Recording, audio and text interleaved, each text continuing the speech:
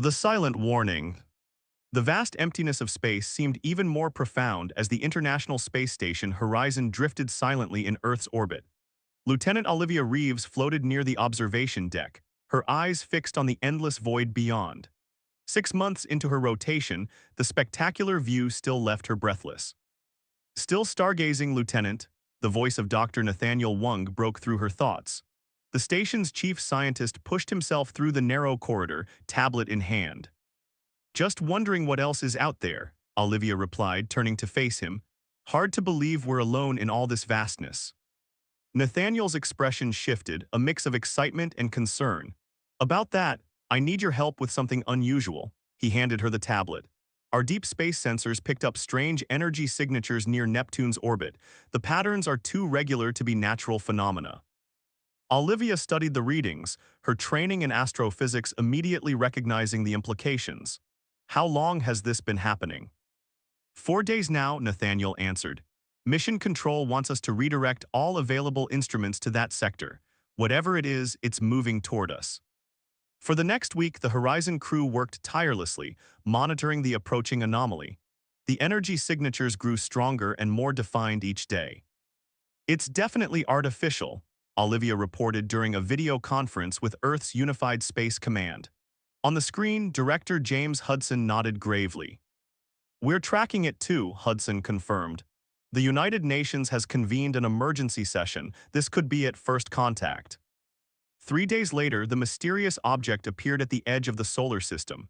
Not one vessel, but dozens, massive ships of unknown design and purpose. The largest was nearly the size of Manhattan, dwarfing anything humanity had ever constructed. Across Earth, people watched their screens in wonder and fear. Military forces worldwide went on high alert, but the alien fleet made no aggressive moves. Instead, a message arrived, broadcast simultaneously on all communication channels in perfect English. People of Earth, we are the Krell. We come from the star system you designate as Kepler 442. We seek peaceful exchange and shared prosperity between our civilizations. The message repeated continuously. Global leaders debated how to respond, while intelligence officers like Director Hudson remained skeptical. Their technology is centuries beyond ours, Hudson told Captain Jackson Wells during a classified briefing. Wells, commander of Earth's first interstellar diplomatic vessel emissary, listened intently. Why learn all our languages before making contact? Why bring such a massive fleet for a peaceful mission? Wells, a veteran naval officer with silver streaks in his dark hair, considered the question. Maybe that's just their standard procedure. Or perhaps they're as cautious as we would be. Either way, Hudson continued, the Security Council has chosen you to lead our response team. The emissary launches tomorrow. Your mission is to establish direct contact and assess their true intentions. The emissary, humanity's most advanced spacecraft, departed Earth orbit the following day. Aboard were Captain Wells, cultural specialist Dr. Fiona Takahashi, xenolinguist Professor Omar Patel, and a small crew of scientists and security personnel. As they approached the designated meeting point near Mars orbit, Wells addressed his team. Remember, we represent all of humanity. Our priority is peaceful contact, but stay alert, trust your instincts. The Krell vessel that met them was smaller than the others but still dwarfed the emissary. When the ships established a connection, the Krell representatives emerged into the human vessel's meeting chamber. The aliens stood nearly 7 feet tall with iridescent skin that seemed to shimmer with internal light. Their 4 eyes, arranged in a diamond pattern, glowed with an intelligence that felt ancient and calculating. The lead Krell introduced himself as Jorax, ambassador of the collective. Initial conversations were cordial. The Krell spoke of technological exchange, cultural understanding, and mutual benefit. They claimed their civilization was millions of years old, having visited thousands of worlds. For 3 weeks, diplomatic relations progressed. The Krell shared limited technology, advances in medicine and energy production that dazzled Earth's scientists. They offered solutions to humanity's most pressing problems: climate change, disease, resource depletion. But Captain Wells noticed inconsistencies in their stories. The Krell avoided questions about other species they had encountered and deflected inquiries about their fleet's overwhelming size. During their 4th week of negotiations, Dr. Takahashi approached Wells privately. There's something wrong, she whispered. Their cultural references don't align with their stated history, and I've caught several of them observing our defensive systems with unusual interest. That night, Wells couldn't sleep. He wandered to the emissary's communication bay, where communications specialist Lieutenant Grace Rivera was monitoring transmissions. Anything unusual? Wells asked. Rivera hesitated. Actually, yes, sir. I've detected encrypted transmissions between the Krell delegation and their main fleet. They're using frequencies they claimed were inactive. Can you decrypt them? Not entirely, but I've isolated fragments. They're concerning. Rivera pulled up the partial translation on her screen. Wells read the incomplete message, and his blood ran cold. Phrases like defensive capabilities minimal and resource extraction potential stood out starkly. Most disturbing was a reference to standard assimilation protocol and resistance contingencies. He immediately ordered heightened security and secretly transmitted their findings to Earth. Within hours, Director Hudson had assembled a crisis team. Advanced decryption revealed more of the Krell's internal communications. They've done this before, Hudson informed the Emergency Security Council meeting. We've identified references to at least 12 other civilizations. None appear to exist anymore. The council room fell silent as the implications sank in. The Krell are not here for peaceful exchange, Hudson continued. They're an expansionist species that locates inhabited worlds, establishes peaceful contact to assess defenses and resources, then conquers or destroys the native population. Wells received new orders, maintain diplomatic relations while Earth prepared. Humanity needed time. In secret facilities around the globe, scientists and engineers worked feverishly. Military forces mobilized under cover of routine exercises. A unified planetary defense system, long theorized but never implemented, began taking shape. Most significantly, in an underground complex beneath the Arctic ice, Project Sunburst came online. The weapon had been conceptualized years earlier as a theoretical last resort against extinction-level threats. Now, engineers rushed to make it operational. Wells continued negotiations with the Krell, hiding his knowledge of their true intentions. Each day brought more technology exchanges, gifts that Wells now recognized as ways to study human response and capability. Then came the first attack. Without warning, Krell ships destroyed the lunar mining colony, killing over 3,000 people. Within hours, Mars settlements went dark. When confronted, Ambassador Jorax dropped all pretense of friendship. His 4 eyes gleamed with cold calculation as he addressed Wells. Impressive, Captain. Most species never discover our purpose until it's too late. Jorax's voice had lost its artificial warmth. Your world possesses resources our collective requires. Your resistance is noted but ultimately irrelevant. Wells maintained his composure. Ambassador, I urge you to reconsider. Humanity values peace, but we will defend ourselves. Jorax made a sound like grinding metal, a Krell laugh. With what? Your weapons cannot harm our vessels. Your technology is primitive. We've conquered species far more advanced than yours. There is always choice, Wells replied calmly. We ask you to leave our system in peace. To demonstrate the futility of resistance, observe. Jorax activated a holographic display showing a Krell battleship approaching Phobos, the smaller Martian moon. A beam of energy lanced from the ship and the moon cracked, then shattered into countless fragments. That was one ship, Jorax stated. We have hundreds. You have 1 Earth day to surrender your world. After that, we begin systematic resource extraction with or without your cooperation. Wells was immediately recalled to Earth, where global defense forces prepared for the inevitable invasion. Project Sunburst entered final testing, a weapon so terrible its existence had been hidden from most of humanity. In the Arctic facility, lead engineer Dr. Victoria Kwan explained the device to Wells and Director Hudson.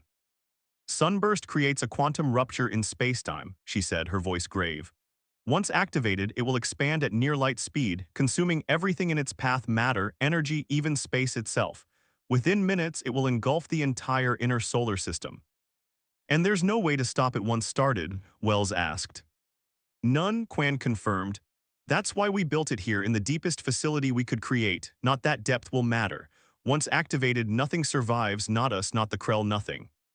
As the Krell fleet approached Earth orbit, Captain Wells prepared to deliver humanity's response. The choice had been made: Earth would rather destroy itself than surrender to conquest. All across the planet, people huddled in shelters or looked to the skies in fear. Military forces stood ready, though conventional weapons would do little against the alien armada.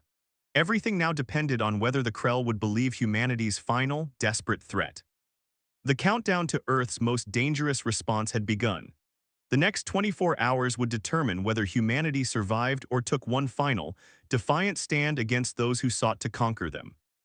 The final stand. The Krell invasion began at dawn. Their ships descended through Earth's atmosphere like dark spears, landing in strategic locations across the globe.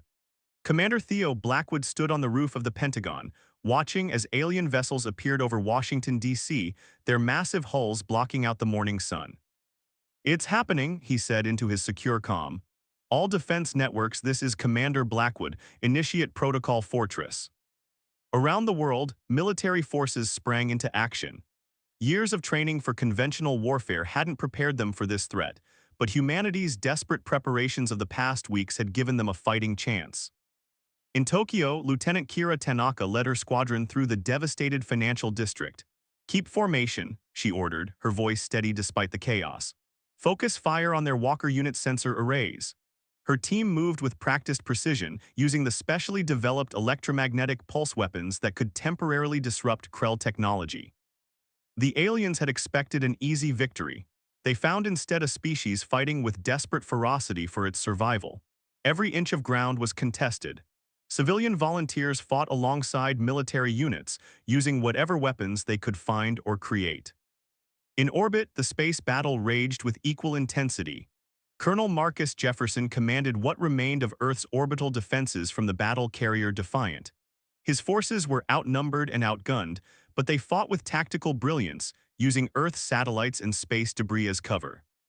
"Target the landing vessels," Jefferson ordered as another wave of Krell ships approached Earth. "Don't let them establish more beachheads." The Defiant's rail guns fired in synchronized volleys, destroying 3 alien landing craft before a Krell energy beam struck the carrier's port side. Damage reports flooded in as Jefferson steadied himself against a console. "Shields at 14%, weapons systems failing," reported his tactical officer. Jefferson nodded grimly.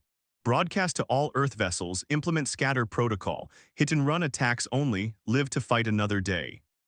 Deep beneath the Arctic ice, Dr. Victoria Kwan monitored Project Sunburst's power levels.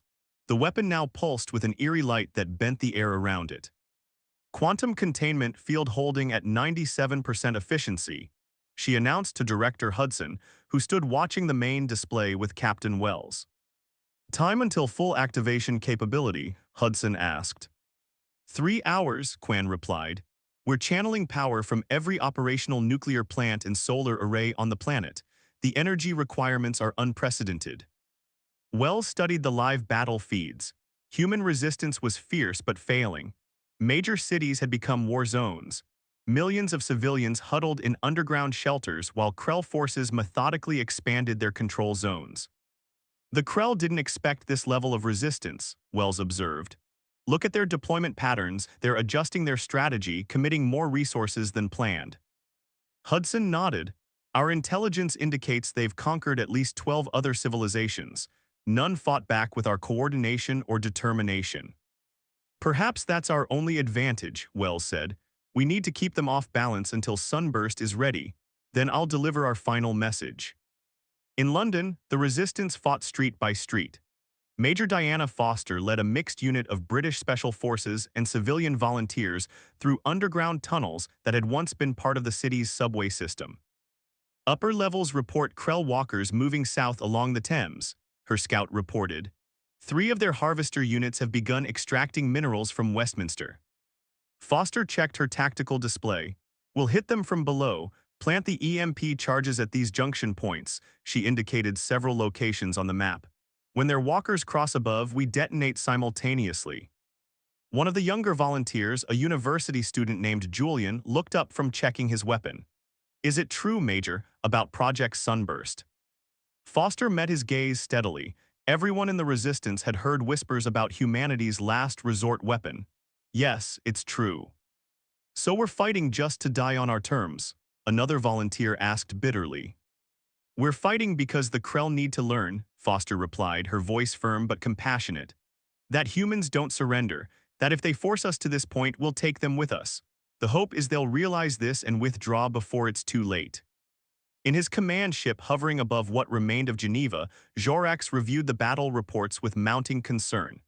The humans were losing, as expected, but their resistance pattern puzzled him. These energy readings make no sense, he told his science officer Malkev. The humans cannot possess technology that requires this much power. Malkev studied the data streams. The readings match nothing in our database from previous conquest operations. Whatever they're powering will reach full capacity in approximately 3 Earth hours. Jorax's iridescent skin darkened slightly, a sign of agitation rare for his species. Could it be a bluff? Unknown, but their resistance pattern suggests they are buying time for something, Malkev replied. Their forces are engaging in tactical retreats toward these power nexus points, protecting them at all costs. A communication alert sounded. The human leadership requests another direct communication, reported a junior officer. Jorax hesitated, another unusual action for a Krell commander. In 12 previous conquests, no species had maintained this level of coordinated resistance after the initial assault. None had requested communication after the invasion began. "Accept the transmission," he ordered. Captain Wells appeared on the main display, standing in what appeared to be a military command center. Despite the visible battle damage around him, the human's composure remained unshaken. "Jorax of the Krell Collective," Wells began, "this is humanity's final warning.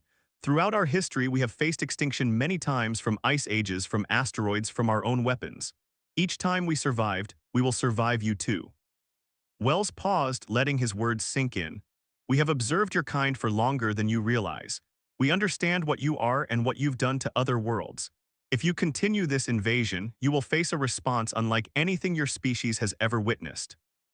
"Empty threats," Jorax replied, though with less certainty than before. "Your primitive weapons cannot harm our fleet." Wells nodded to someone off-screen. The transmission changed to show technical details of Project Sunburst, a weapon capable of creating a rupture in the fabric of spacetime itself. "This device can generate a quantum tear that will destroy everything within the orbit of Jupiter," Wells explained calmly. "We built it as a last resort against extinction. If you force our hand, we will use it." For the first time in his long life, Jorax felt something approaching fear. "You would destroy yourselves." "If necessary, yes," Wells answered. "We would rather die free than live as slaves. You have 6 hours to begin withdrawing from our system. After that, we will consider your actions a continued act of war, and we will respond accordingly." The transmission ended. In the silence that followed, Malkev spoke carefully. "Commander, our sensors confirm the power readings, if they have the technology they claim." "Impossible," Jorax protested, but without conviction. "No species would destroy themselves to defeat an enemy." "No species we've encountered before," Malkev corrected. "But these humans, they are different. Their resistance tactics, their determination." Jorax moved to the viewing portal, looking down at the burning cities of Earth. The Krell Collective had conquered 12 worlds before, each falling into predictable patterns of panic, disorganization, and eventual surrender. The humans fought differently, not just with desperation but with calculated sacrifice, protecting their doomsday weapon at all costs. "Begin analysis of their weapon specifications," he ordered. "I want to know if such a device is theoretically possible." As the Krell scientists worked, the battle continued. In Moscow, Warsaw, Beijing, and 100 other cities, humanity fought on.